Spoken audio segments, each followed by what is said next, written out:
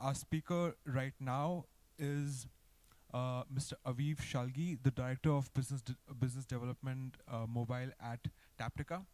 Aviv is responsible for increasing Taptica's mobile revenues by exploring new products, reaching potential new markets, and expanding Taptica's technological and business partnerships. He will be talking about 7 common phrases that will get your game killed. So over to you, Aviv.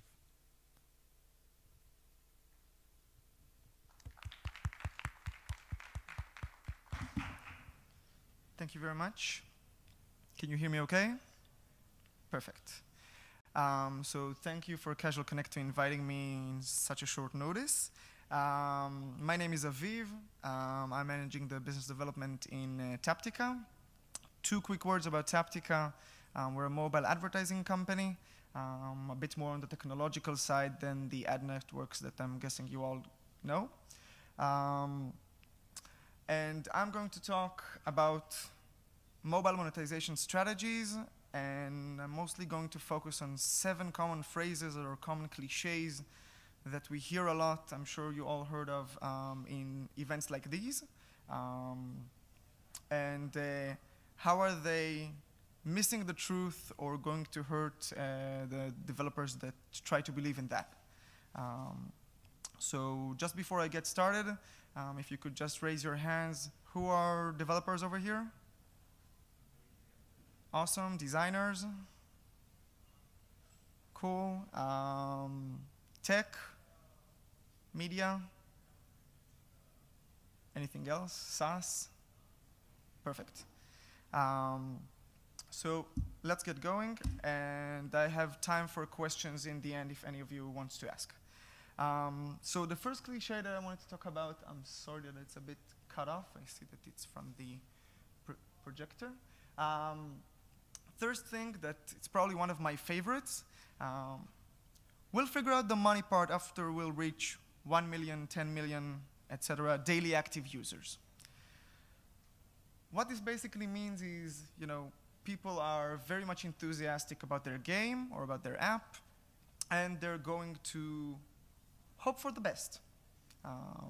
You hear it a lot from startups, not only from gaming companies, that my business model or my business plan is to get acquired by Facebook. Awesome plan. I hope you all be acquired. Usually that doesn't happen. So the purpose here, at least in my perspective, is that you have to start planning in advance. You have to know 2 seconds before you start drawing, 2 seconds before you start programming, before you start designing, what are you going to do? How are you going to pay your own salary, your workers' salary? How are you going to live in the next 6 months, a year, 2 years, as long as you're going to produce your game until it's launched and it's fully capable of earning you those salaries? Let me ask a question before I move forward. From the whole developer side that I saw, we have a lot of them. Who over here had a plan up front? A business plan or a monetization plan up front? Anybody? Okay, we got one in the back. Good for you. I very much understand it. I mean, we're all very much eager once we have the idea, once there's the spark. We're all eager to get to work, start working on that, start programming, designing, developing, and doing everything that we can to reach the product. But we have to start thinking about the business plan. We have to get the idea settled enough that we understand how we're going to make money off of it. I mean, nobody here is, as far as I'm guessing, nobody here is a millionaire that they can afford not earning money in the next 1, 2, 3, 4, 5, 10 years. So that's something that's crucial in my mind, and that's one of the first mistakes that I hear from a lot of new entrepreneurs. Let's move on. 2 very much known strategies that I'm sure all of you know, in-app purchases and ads. Let's quickly go over a couple of in-app purchases. There are in-app purchases that you can use which are consumable and non-consumable. Can anybody here give me an example of either one of them?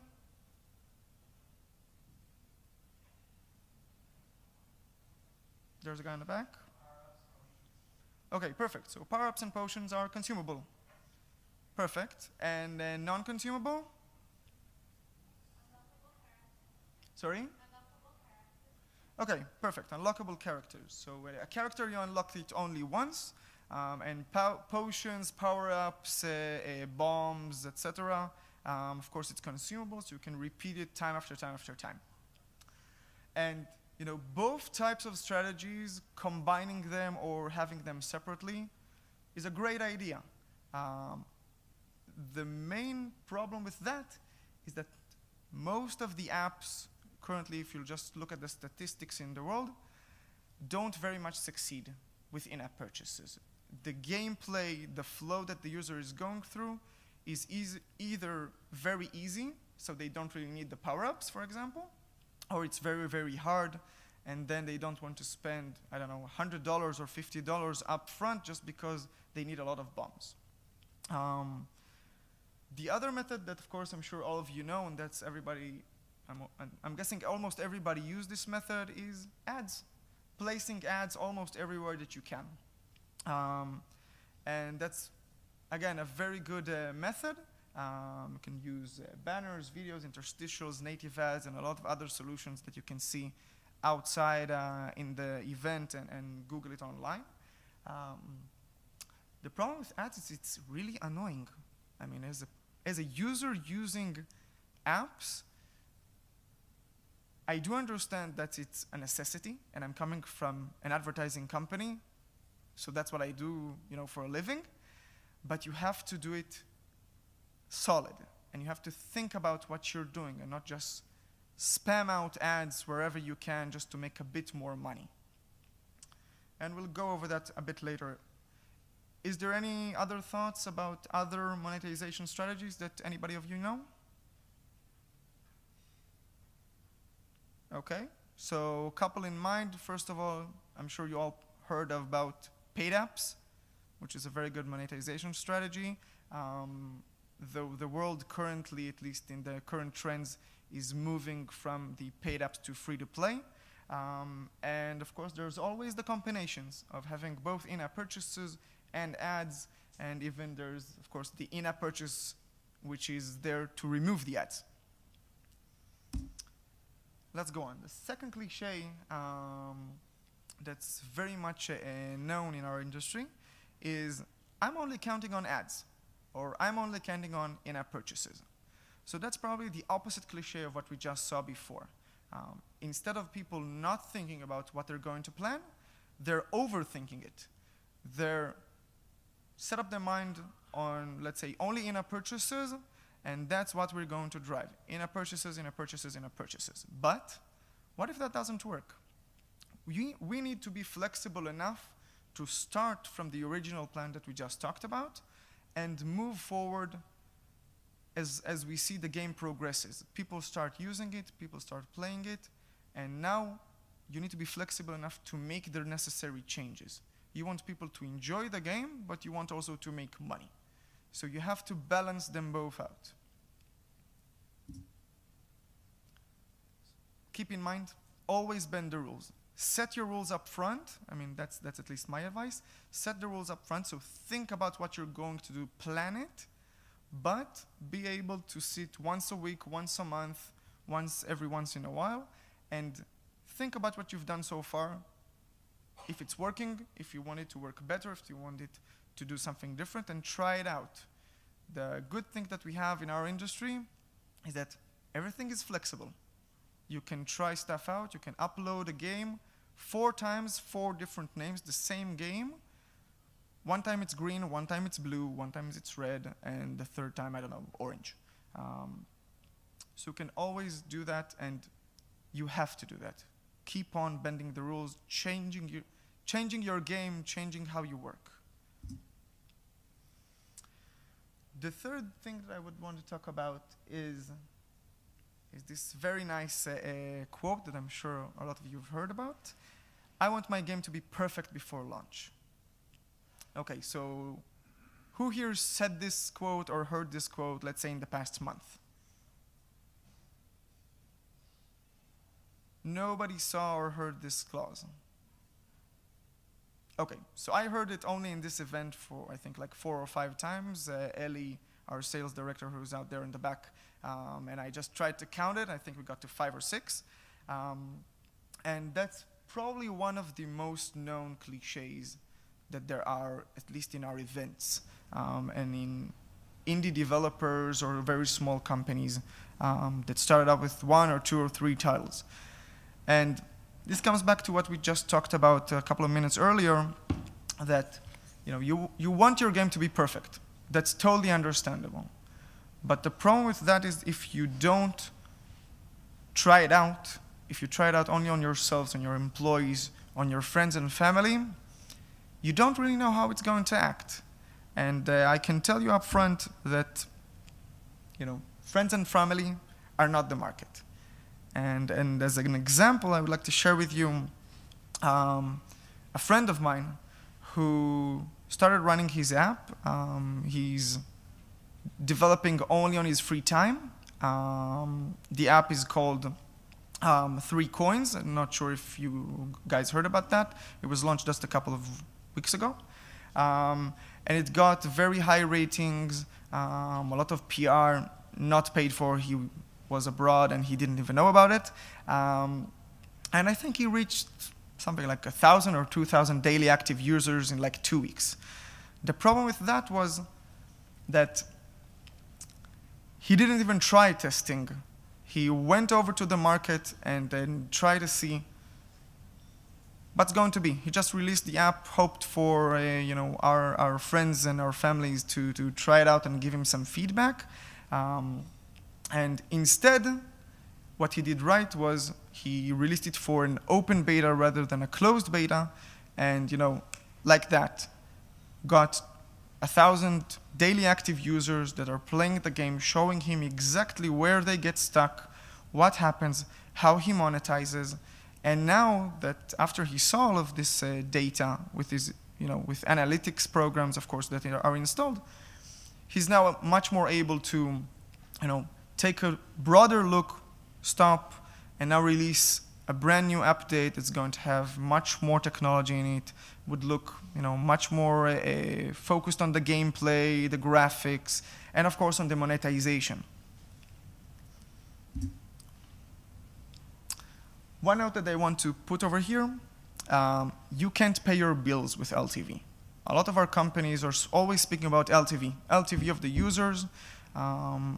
This company's users are worth a $1 LTV. I don't know, Candy Crush are worth a $20. I don't know, and a lot of other numbers. LTV is a fiction number. It's what you expect to have in the lifetime of your app, in the lifetime of the users. You can't pay your bills with LTV, and we'll go into that a bit later. But keep in mind that if you don't check your app and you don't start measuring how it's performing with the actual market, you won't be able to change the LTV. I'm not sure if you'll even be able to measure it correctly.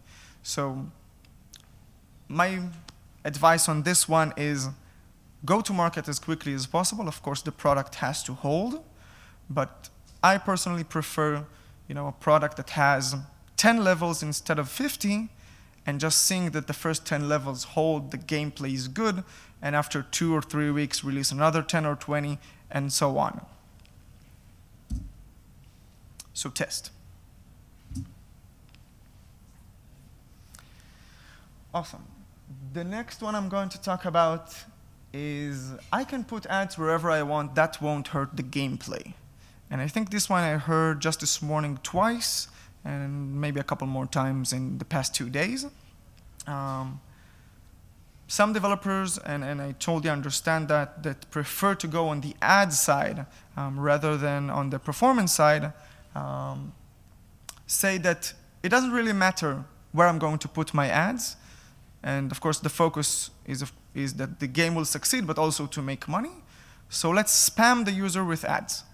Let's run, interstitials between the levels, banners on the side, on the bottom, on the top, videos for incentivized, and I don't know, whatever else. And that's hurting the user experience. That hurts the gameplay, it hurts the flow. Don't overdo ads, or don't overdo any screen that's not related to your gameplay or to the flow. You want the users to mostly be interested in your app. All of the other things that are inside it are just there to help you monetize, get analytics, and get the retention higher from the users. That's not the focus. The focus is on the game, on the flow, on the story, on whatever it is that you're developing. And I think I heard this one in a lecture that I participated in Apps World in Berlin, where the guy talked about how it is differentiating between good UX or good user experience or good flow that's feels very native to the user, with just an average monetization, so you're not bombarding your users too much, versus average user flow but great hell of a monetization process. The problem with this, I can share with you a different app that I've just had installed before my flight over here. I got a call from an Israeli company that we're working with for a couple of years now in Taptica. They're trying to launch a brand new game, something very casual, like coins falling from trees and stuff like that you need to collect. And they did the monetization process very, very good. Maybe even, I don't want to say too good because there's no such thing. But it was too much emphasized inside the flow, and the first 10 minutes that I played were awesome, but 10 minutes after the play, the guy lost me. I mean, I already sent him back the feedback. If it wasn't someone that I know personally, I would have probably deleted the game already and not keep on playing it. So don't overdo the monetization part, and try to keep it, consult with your friends, consult with your colleagues, and do the testing, as we said before, to see if it's too much. You don't want to overdo the monetization and make it hurt the gameplay. Let's go on quickly. Another quote, two from the ending, that we hear, I think, almost always, probably one of my favorites. I don't need marketing. All of my users are going to come organically. Amazing quote. You won't believe how many times I've heard that before. So perfect. You're not playing on advertising or marketing or promotion or however you want to call it. One thing that's very important to know, when you say that you don't have an advertising plan, it doesn't mean that you're only going to do paid user acquisition. You have, let me ask you guys, which type of advertising can you do that are not paid? Anybody? Any type of advertising that you can do, marketing, promoting your game or your app, which is free. Say? Perfect. So social media is one of them. Start writing on it on Facebook. Write it to your friends. Make a Facebook page. Make a website. Try to send it freely to PR, to websites, TechCrunch and stuff. Come to these events. Join the Indie Awards. Local news. Go to meetups. Go to lectures. There's so many possibilities of doing advertising or marketing. Everybody has to do advertising. And one thing that's very, very important over here, invest time in planning your social, let's say, your social feeling or social interest inside your app. You want people to share. You want people to tweet it. You want people to write it on Facebook, to send on WhatsApp to their friends the link to download it. It's a very, very crucial point in your game. If you're not planning on doing paid user acquisition, and even if you are planning on doing user acquisition. My personal preference, of course, is to try everything. don't try one method or the other. I mean, most of it is free. It's just your time, and of course, time is money. But that's your game. It's going to be your life in the next couple of years. Invest in it. And I'm sorry for saying, most of us are not going to be Facebook that organically 1 billion people are going to sign up. But you can make millions or hundreds of thousands of dollars out of your game if you invest a lot of time in it, a lot of effort, and write about it, and tell about it, and lecture about it, etc. One almost last, I'll just pay the networks a bit less than the LTV. So we started talking about this one a bit earlier. LTV, lifetime value. Does anybody know what's the difference between what you pay the networks versus the LTV? Anybody from the crowd? Okay, so let's go over it fairly quickly. LTV, lifetime value, that's what you expect. You look at the statistics and you try to figure out, through the churn rate and through the retention rate and a lot of other metrics, you try to understand how much each user is going to be valued. So let's say that in a brand new game that you guys are just launching all together, a brand new user is worth, let's say, $2. Perfect. When you go to pay to the ad networks or DSPs or any other type of advertising company like ourselves, you're paying right now. And you're paying CPI or CPM or CPC or whatever you guys are paying. Most of the companies don't do revenue sharing, which is what you guys will hope if you're counting on LTV. But if your LTV is $2 and you're going to pay $1.99 to us, for example, you don't have the margins to earn money. You're losing money because you need to pay right now or in a month or in 2 months, depending on your contract with the ad network. And the LTV might come a year from now, 2 years from now, depending on the gameplay and depending on those in-app purchases or the ads, your monetization strategy. So keep that in mind. The second thing, you need to think about salaries. LTV minus the CPI isn't your margin. You need to pay yourselves, you need to pay your employees, you need to pay, of course, for other types of marketing, for the servers, for the developers. You need to pay for a lot of things that has to come in place of how you differentiate between the LTV and the prices that you're going to pay the ad networks. And last but not least, my in-game events or my in-game revenues are confidential. A lot of companies, they feel that they don't want to disclose whatever's happening inside the app. That's our data. We don't want to sign any NDAs. I don't want anybody to know, so they won't be able to copycat, or they won't be able to steal or do something like that. And that is really understandable. But you need to understand that when you're not sharing the data with yourselves, with your employees, and with your partners, like the advertising companies, you're hurting the performance. In the end, you guys want all of your partners to succeed because they're helping you succeed. And we call it in our company, data is the king.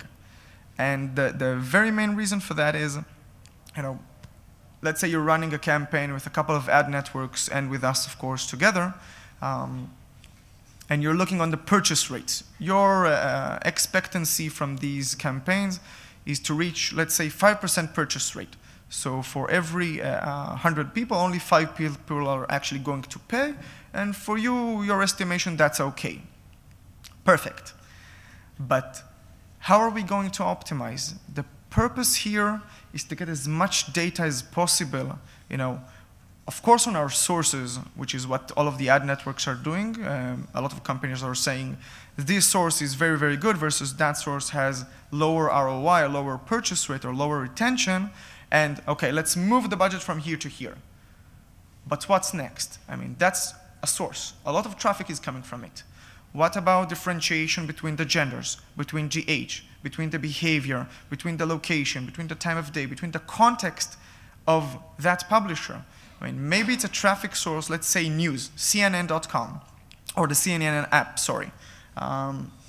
CNN app can put you in the first page, in the front page, on the bottom, on the side, in an interstitial between the pages, between the second to the third article, between the 10th and the 11th article, etc., etc. You guys need to filter out and segment as much data as possible and share it with your partners.